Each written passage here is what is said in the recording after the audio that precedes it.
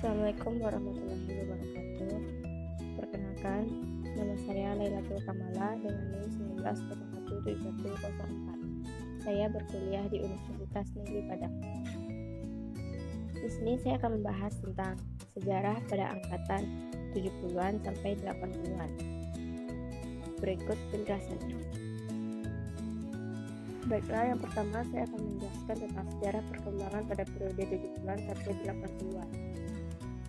Pada periode 70-an telah memperlihatkan pembaharuan dalam berbagai bidang, antara lain wawasan estetik, pandangan, sikap hidup, dan orientasi budaya. Para sastrawan tidak mengabaikan sesuatu yang bersifat tradisional, bahkan berusaha untuk menjadikannya sebagai titik tolak dalam menghasilkan karya sastra modern. Perkembangan sastra Indonesia periode 70-an ini maju pesat karena banyak penerbit yang muncul dan bebas menampilkan hasil karyanya dalam berbagai bentuk. Sutarji menampilkan corak baru dalam kesusastraannya di bidang puisi. Alasannya menyebabkan Sutarji dianggap salah satu topik periode 70-an dalam sastra Indonesia. Pada periode 80-an ini merupakan sastra yang dinamik yang bergerak bersama masyarakat Indonesia untuk menuju kehidupannya yang baru dengan wawasan konstitusional. Periode 80-an ini lahir dari konsepsi improvisasi dalam penggarapan karya sastra menuju hasil dan bobot maksimal serta baru dari konsep yang menentang pada suatu kehidupan. Para sastrawan pun mengikuti perkembangan zaman yang dituntun adanya keberanian dan kreativitas untuk berkarya.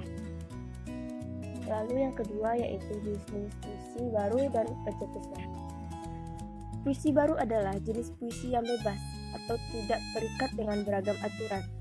Puisi baru memiliki bentuk bebas dibandingkan dengan puisi lama, seperti dari segi jumlah, suku kata, jumlah baris, dan saja. Jenis puisi baru terdiri atas dua macam, yaitu berdasarkan isi dan bentuknya. Berdasarkan isinya, jenis puisi adalah seperti balada, himne, edo, epigram, romansa, elegi, dan satire. Sedangkan berdasarkan bentuknya, jenis puisinya yaitu distikon, terzina, kuatkan, queen, oktav atau stanza, skret, septim, dan soneta. Pencetus pada puisi baru ini adalah Muhammad Yamin, Khairul Anwar, Sanusi Pane, Djoko Pinurba, W.S. Tendra, Taufik Ismail, Asmara Hadi, dan Sapardi Djoko Damu. Yang ketiga yaitu perbedaan dengan karya sastra pada angkatan 66 dengan angkatan 70-80. Pada angkatan 66, yang pertama, kebanyakan tentang protes terhadap sosial dan politik. Yang kedua, mulai dikenalnya gaya epik pada puisi. Yang ketiga, banyak penggunaan gaya retorik dan slogan. Dan yang keempat, cerita dengan berlatar perang. Sedangkan pada angkatan 70, yang pertama, diabaikannya unsur makna, penuh semangat dan eksperimentasi. Yang ketiga, beraliran surrealistik. Yang keempat, dalam drama, pemain sering improvisasi. Dan pada angkatan 80, didominasi oleh roman percintaan konvensional atau tokoh antagonis selalu kalah. Yang ketiga, tumbuh sastra beraliran pop.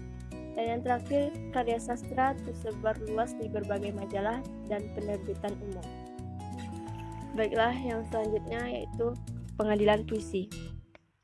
Pengadilan Puisi, tepatnya Pengadilan Puisi Indonesia Mutakhir, merupakan nama sebuah acara yang diselenggarakan Yayasan Arena. Acara ini diadakan di Aula Universitas Parahyangan, Bandung, 18 September 1974 dan diikuti oleh sejumlah pengarang Indonesia. Dalam acara ini, Slamet Kirnanto yang bertindak sebagai jaksa membacakan tuntutannya yang berjudul "Saya Mendakwa Kehidupan Puisi Indonesia Akhir-akhir ini Tidak Sehat, Tidak Jelas dan Brengsek".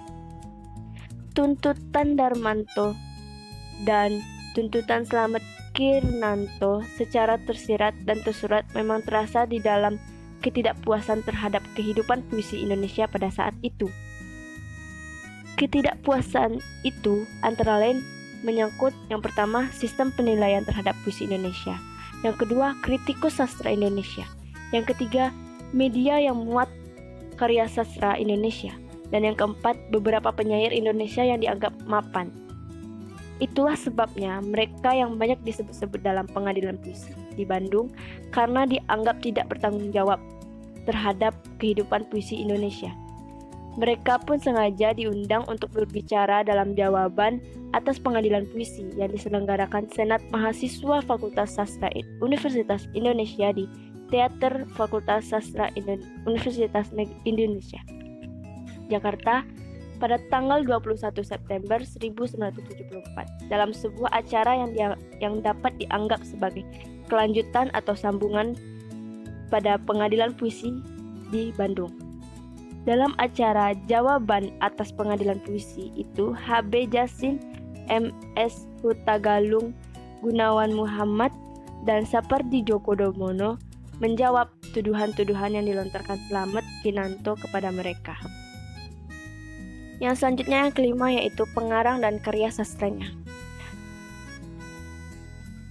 Tentang yang pertama yaitu Sutarji Khalzom Bahri yang lahir di Rengat, Indragiri Hulu pada tanggal 24 Juni 1941 pada umur 78 tahun. Beliau merupakan sastrawan Indonesia. Setelah lulus SMA, Sutarji Khalzom Bahri melanjutkan studinya ke Fakultas Sosial Politik dengan jurusan Administrasi Negara di Universitas Padjadjaran, Bandung.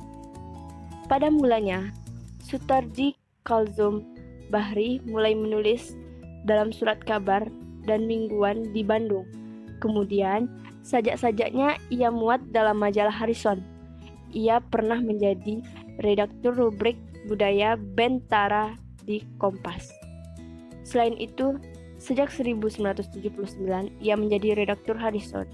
Dan pada musim panas 1974, Sutarji Khalzom Bahri mengikuti Putri Reading International di Rotterdam. Karyanya yaitu yang pertama, kumpulan puisi pada tahun 1973. Yang kedua, Amuk pada tahun 1979. Yang ketiga, Amuk Kapak pada tahun 1981. Yang keempat, Hujan Menulis Ayam dalam kumpulan cerpennya pada tahun 2001.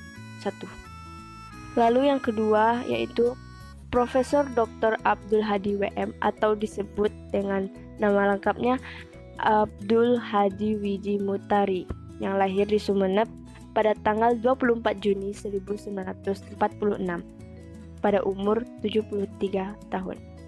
Beliau juga salah satu sastrawan, budayawan, dan ahli filsafat Indonesia. Ia dikenal melalui karya-karyanya yang bernafaskan sufistik. Penelitian-penelitiannya dalam bidang kesusastraan Melayu Nusantara dan pandangan-pandangannya tentang Islam dan pluralisme. Karyanya yaitu riwayat, Laut Belum Pasang, Meditasi, Tergantung pada Angin, dan Anak Laut Anak Angin. Lalu pengarang yang ketiga yaitu Ahmadun Yosi Herfanda yang lahir di Kaliwungu, Kabupaten Kendal, Jawa Tengah pada tanggal 17 Januari 1958 pada umur 62 tahun. Beliau juga merupakan seorang penulis jurnalis dan sastrawan berkebangsaan Indonesia. Dia juga menulis esai sastra, cerpen, dan sajak sofistik sosial religius.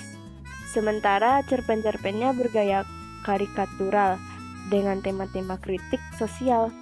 Ia juga banyak menulis esai sastra. Ahmadun merupakan salah satu pendiri komunitas sastra Indonesia bersama Medi Loekito, Diah Hadaning, dan lain-lainnya. Karyanya yaitu Ladang Hijau, Sang Matahari, Sajadah Kata, Sebelum Tertawa Dilarang, Sang Penari, Ciuman Pertama, Untuk Tuhan. Lalu yang terakhir yaitu karya sastra yang menonjol pada angkatan 70-80. Pada angkatan 70, yang pertama, Amuk Kapak, karya dari Sutarji Kalzum Bahri. Yang kedua, Hukla, karya dari Leon Agusta. Yang ketiga, Wajah Kita, karya dari Hamid Jabar. Yang keempat, Catatan Sang Koruptor, karya dari F. Ibrahim. Dan yang kelima, Dan Dandi, karya dari Ibrahim Sattah. Sedangkan pada angkatan 80, yang pertama Pulau Buru, karya dari Pramudia Ananta Toer. Yang kedua, Burung Manyar, karya dari YB Mangun Wijaya. Yang ketiga, Boko, karya dari Darman Moenir. Yang keempat, Ronggen Dukuh Paru, karya dari Ahmad Tohari. Dan yang kelima, Lupus, karya dari Hilman Hariwijaya. Sekian dari penjelasan yang saya sampaikan. Mohon maaf apabila ada kesalahan. Dan jangan lupa like, comment, and di subscribe ya teman-teman. Saya akhiri. Assalamualaikum warahmatullahi wabarakatuh.